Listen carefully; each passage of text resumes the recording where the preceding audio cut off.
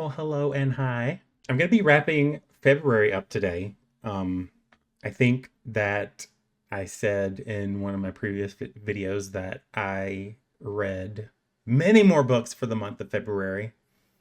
I lied. I had a lot of books planned for February to read. As I mentioned before, I'm doing Books and Lala's Buzzword Challenge. I was supposed to read Bunny by Mona Awad in February. Didn't get to do that, so I'm gonna have to do that in March. However, I kind of made up for it because I read um what did I read? I read 80s Ghosts by V.S. Lawrence in February instead. That was supposed to be August's prompt, which is damage, I think, like cover damage. So I jumped ahead. I did August's prompt for February in that case. I have a replacement book to read in August as well, one that's been on my TBR for a while. So I'm probably going to read two books that have damage on the cover. But I did my job. I just did one early, and I'm going to have to read Bunny this month along with the other two prompts that are assigned for this month, hopefully. I did not read any books for Black History Month, which I'm kicking myself for. So forgive me, I'm a terrible person. But I did read three books. I read Half His Age by Jennette McCurdy. I read 80s Ghosts, like I said, by V.S. Lawrence. And I read The Night Shift by Alex Finlay. I think that his last name is phonetic, if I remember correctly. His was the book that I read last, so we're going to jump into Half His Age by Jennette McCurdy, which I actually read in January. I just finished it on February 1st. So, I go by the date that I finish, and it was either the first or the second, so it's being wrapped up in this month. Unfortunately, Half His Age was not as good as her memoir was, by a lot. I gave this 2 stars on Goodreads, and I gave this 1.5 stars on Storygraph. But this is the story of a girl named Waldo. She's in Alaska, which is honestly pretty irrelevant because there isn't really a lot Alaskan in this book. It's just a setting. She is in love with her teacher, Mr. Corgi, and I believe his first name is Teddy. I think it was said one time in the entire book, because I also remember that his wife's name is Gwen. But Waldo is hot for teacher, and it just gets sticky. Should not have said that. It's a lot about sexual exploration. Almost said exploitation, which, yeah, Waldo is Mr. Corgi's student at high school. He sees a lot of talent in her, invites her over for dinners and walks. If you can tell by my expression, I can tell I'm making a face. I'm not trying to. It's unintentional, but I can feel it. So yeah, there's a lot of grooming involved. He's a married man. Having an affair is just icky anyway, even if she was older. She's not innocent either. And I don't know if Jennette McCurdy intended for them to both be horrible, but they're awful characters. Probably could have given this 1 star had it not been for Waldo's relationship with her mother, which I think is strongest because it is very reminiscent of the memoir. It's just an uncomfortable read. Um, didn't like it. Probably should go back and give it 1 star, to be honest. But like I said, the scenes with the mother are good. Um, but yeah, not her best, unfortunately. 80s Ghosts by V.S. Lawrence is the story of Chrissy and her two friends, Rodney and Bill. They are ghost hunters. They are vloggers. So they record these ghost hunts, which are all completely staged. But they get an invitation to go to this high school that is supposedly haunted.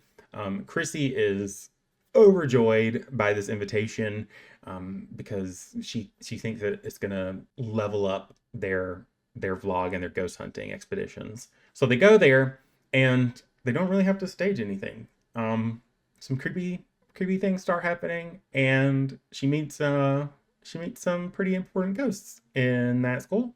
And that's all I'm really gonna say. Everything is real all of a sudden. I gave this 3 stars on Goodreads. I gave this 2.5 stars on Storygraph.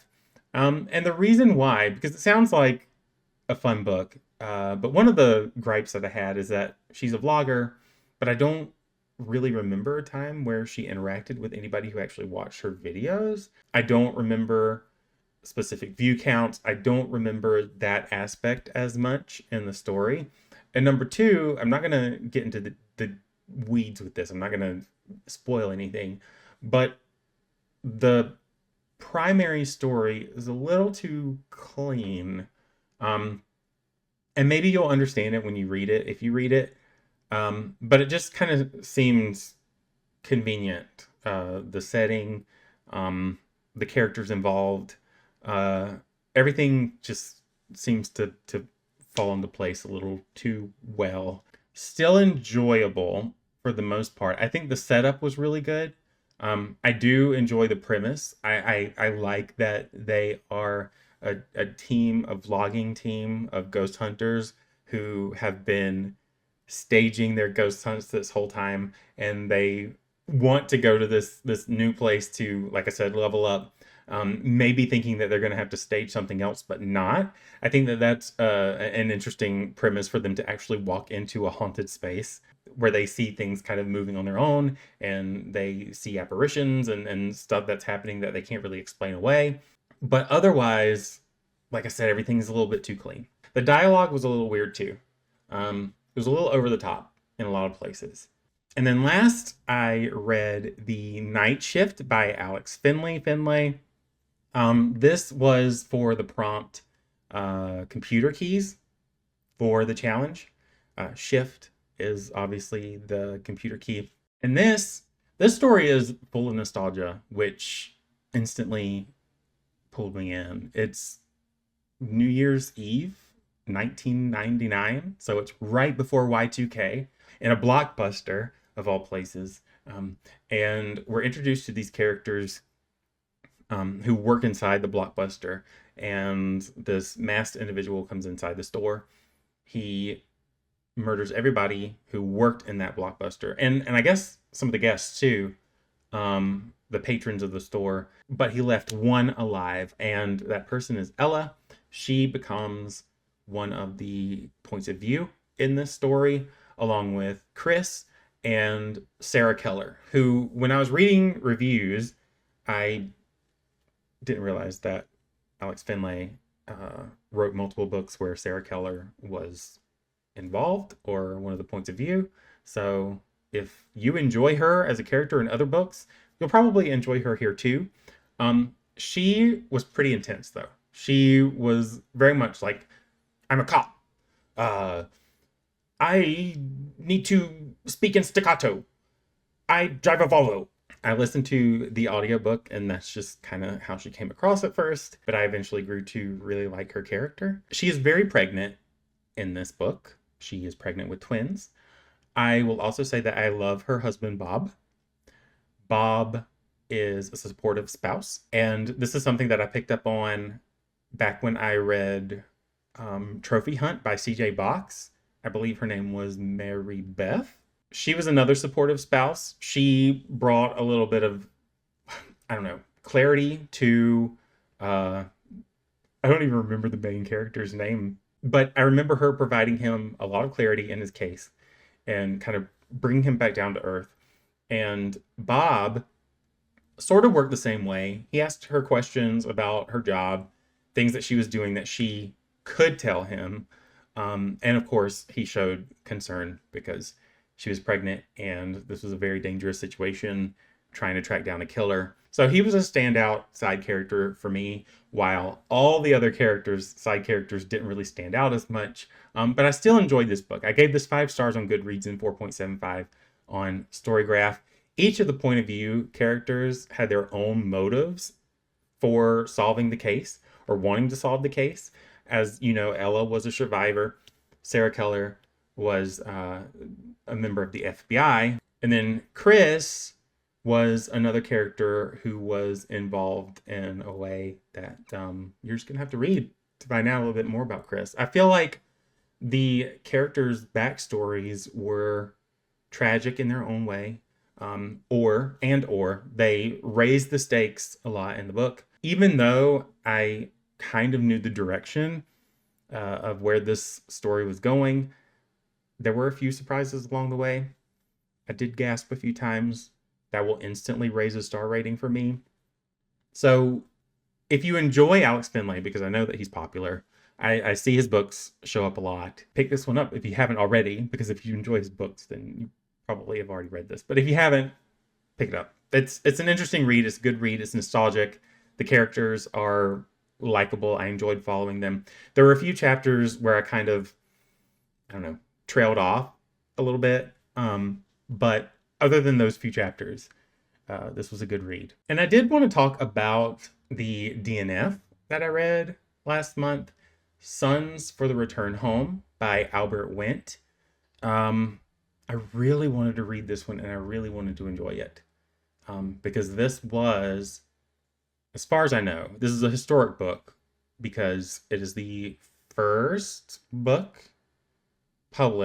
novel published by a Samoan author. The story is of a Samoan boy who travels to New Zealand, meets a girl, they fall in love.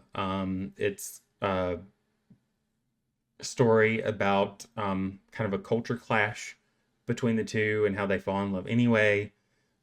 But it read as it read like a first draft to me. It felt like the story was split into vignettes that cut away a little too quickly. So the pacing was a little off, and I ended up DNFing it not too long after the beginning. I did want to mention that though, because like I said, it's a historic book.